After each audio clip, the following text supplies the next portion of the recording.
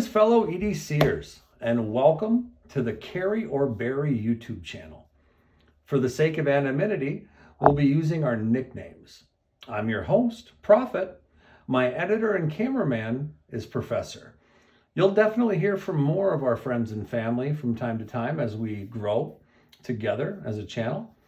But for now, we're coming to you on this fine fall day with our inaugural video. Our focus is all that is EDC, or everyday carry. Our personal takes on EDC is a Midwest style perspective, with our personal opinions on gear, tools, and everything that is everyday carry. We'll be evaluating items, in most cases purchased and carried by us personally, unless otherwise noted in the videos. Our goal is to help you decide on if something is worth your hard-earned money.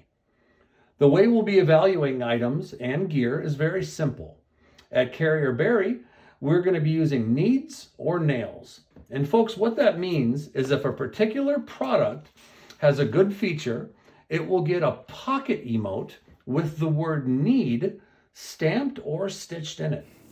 If the product has negative features or issues, we'll be putting a nail in the corner. 5 nails, and guess what? We're going to be burying the item. That's right, folks. That's what we're going to be doing on the channel.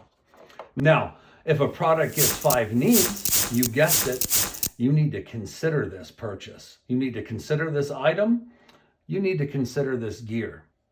Today, we're going to be talking about something that's a little bit controversial in the EDC community, and that's the Leatherman ARC. Now, I have watched countless unboxing videos and feature videos on the Leatherman ARC, so I'm not going to get into that stuff. We are going to kind of get it out here, take a peek at what comes in the box, and talk a little bit about the features. As you can see, it's packaged like most Leatherman objects or items. You get the tool itself. Leatherman also puts a carrying case in it, and you actually get 1/2 of a bit kit with it, just about. And we'll talk a little bit about that in a moment. Now, for now, I'm going to put these items off to the side here, so bear with me. As we do this, we are going to go over all the features of the Leatherman ARC. We'll give you a good look at it here. Let me get my fingerprints off of it here so you can actually take a good solid peek at it.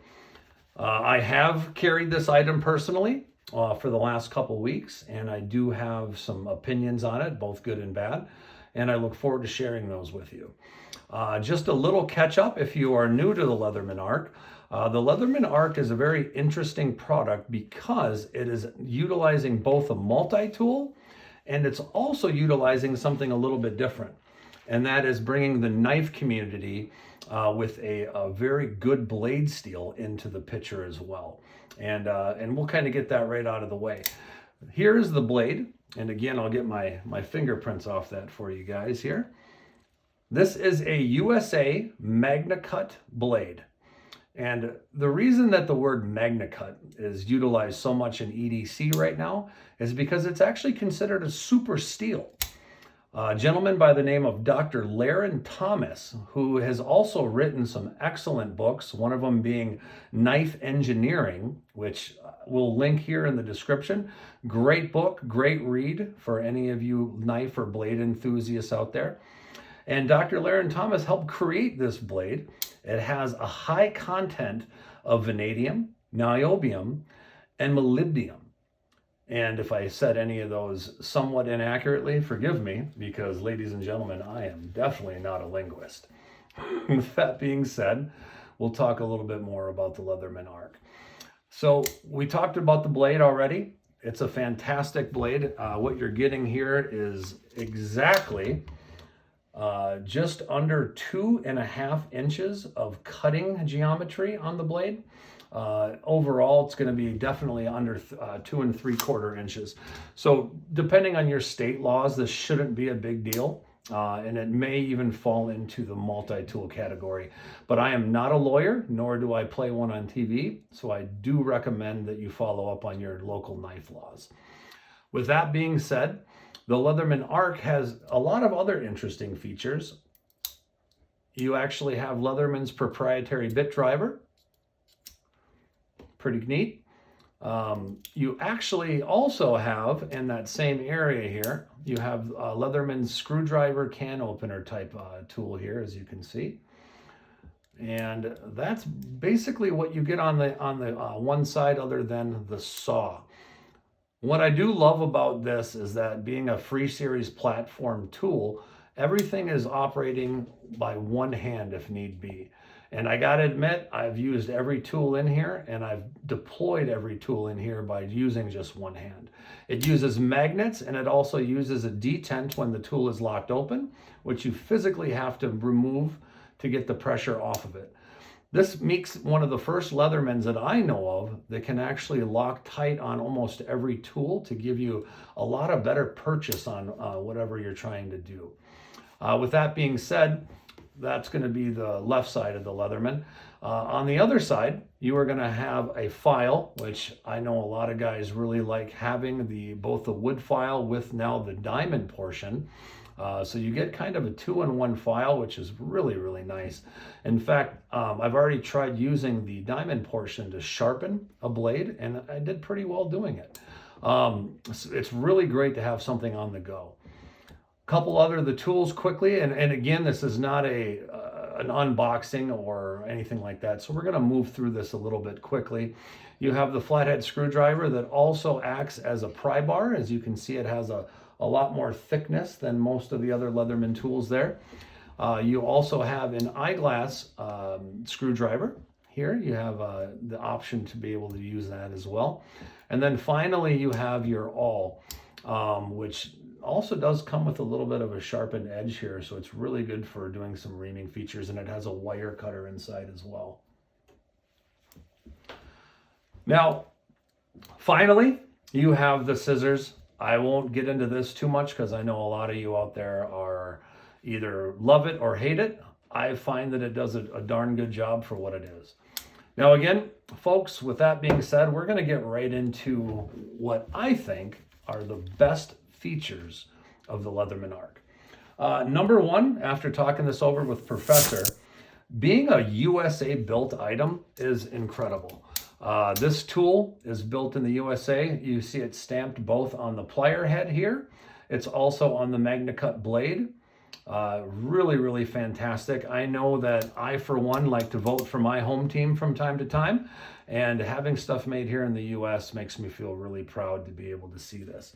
One of the other needs that I really, really like, and that Professor was actually kind enough to agree with on me, is the detent. The detent on this tool is absolutely fantastic. From other Leathermans that I've held in the past, it truly can be used one-handed, and it doesn't have spring pliers, but I still can get a great purchase on there. They'll stay where I need them to stay. It's a really great feature. Another one of the features that I cannot tell you enough how much I love is the MagnaCut blade. The MagnaCut blade on this is absolutely perfect. They've done a great job. I've stropped it a little bit. I've kept a little bit more of a toothier profile on the edge, but I tell you what, I've used it quite a bit already, and it feels really good. One of the other really good features of the Leatherman Arc actually is going to be the holster. So it actually comes with this holster here. Now the holster, although not made in America, is actually pretty darn well made. I've abused it pretty good already. I've been wearing it on my belt every day. As you can see, I've got some attachments in it already. And it does come with 2 slots, one of them in the top here, just like that, and one of them in the back here where you can actually put a full bit kit, which I think is super neat. I promise it goes in there. There we go. I've even actually used the larger portion on the back to add a little multi-tool flashlight or a little EDC torch. So that way I've got the ability to carry everything on my belt. And although it's not the lightest tool in the world, I'll tell you what, there is nothing wrong with having all this at your side. We're going to do a quick size comparison. Being a knife guy, we're going to be utilizing more knives than anything. So as we got our Leatherman fully open here, I'm going to put it on our little area here, and we are going to get you some size comparisons. The top knife that we have here is the Spyderco Paramilitary 2. We obviously have the Leatherman Arc coming up right after it. Spyderco PM3 And then we have the QSP Penguin on the bottom wearing some upgraded scales, if you're wondering a little bit more about that. And feel free to put something in the comments. I'll be happy to go over that with you.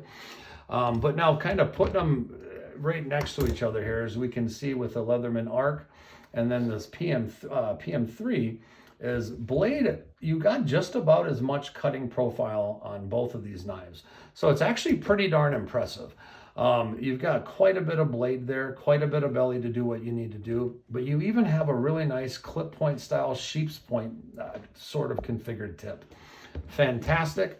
I tell you, it's one of my favorite things about the knife. And finally, we're talking about all the needs on the knife. My absolute favorite thing on it is the modding you can do. I've got some mods on the way, and I'm sure we'll put that in another video for you. Now, we are going to talk about some negatives. So that's what we're here to do. We're here to give some nails to see if this multi-tool is going to end up buried in the coffin. And what we're going to do is talk about one of my biggest pet peeves on this particular multi-tool is the hardware and the fit and finish. This is a USA made product, and being a knife person, we see a lot of things in our community being made from China, being made from Indonesia, from basically everywhere in the world. And I gotta admit, seeing these Torx screws being so protruding on the scales makes me feel like for 230 bucks, there should be a little bit more love there, right? I mean, I tell you, I know it's kind of nitpicking, but it's definitely there. I think that they could have done a little bit better job. You know, hidden hardware isn't something that's completely out of the realm these days. You know, you have, like I said, you've got a lot of knives coming from anywhere that the hardware is very smooth. It's not sticking out, it's not protruding. And then on the fit and finish side of things, I did want to bring up another thing. When you do have the knife completely deployed and you're going to use it as such, when you're gripping down on it, it's got a lot of hot spots here, almost sharp feeling from the edges here. You know, in this day and age, I'd love to see a little bit of chamfering happening in this area. So fit and finish, that's going to get a nail. Now, another thing that might get a nail for you is going to be the proprietary bit options. Again, I get I'm being picky here, but for me, it's a lot nicer to be able to have a 6.4 or 6.35 millimeter or 1/4 inch socket here. You're going to have a lot more options out there. It's not going to have as many weak spots, and you're going to be able to use some non-proprietary ends. They're going to be a lot better and going to hold up a lot longer. So the durability of these and the fact that they're proprietary, that's going to be a nail for me. Now, finally, on the nail side, for me at least, is going to be the price. You know, I get that what we're getting here is a MagnaCut blade, and everybody keeps talking about how fantastic that is. And believe me, it's fantastic. But let me show you something, folks. This is the Hogue Deca.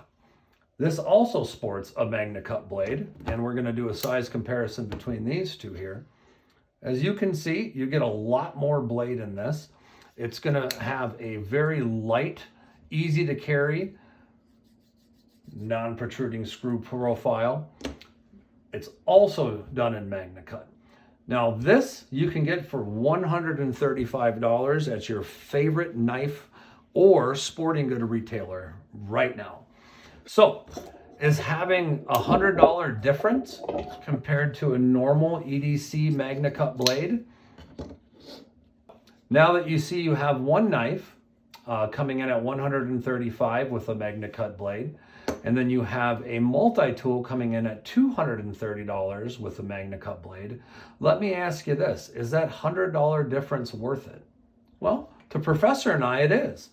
We talked about this before we shot this video here today, and it just feels good. Not only do we have a USA made product, not only do we have a very nice MagnaCut blade, not only do we have the options to be able to move forward and make specific modifications with all the wonderful tools that are available out there today, but you're getting something that's USA made, solid, and really it's good to go. It feels great in the hands, and honestly, I haven't left home without it since I picked it up. Links will be in the description. You can actually add us on Patreon and give us a little bit of love so we can continue to make these videos for you. And God bless. Have a wonderful day.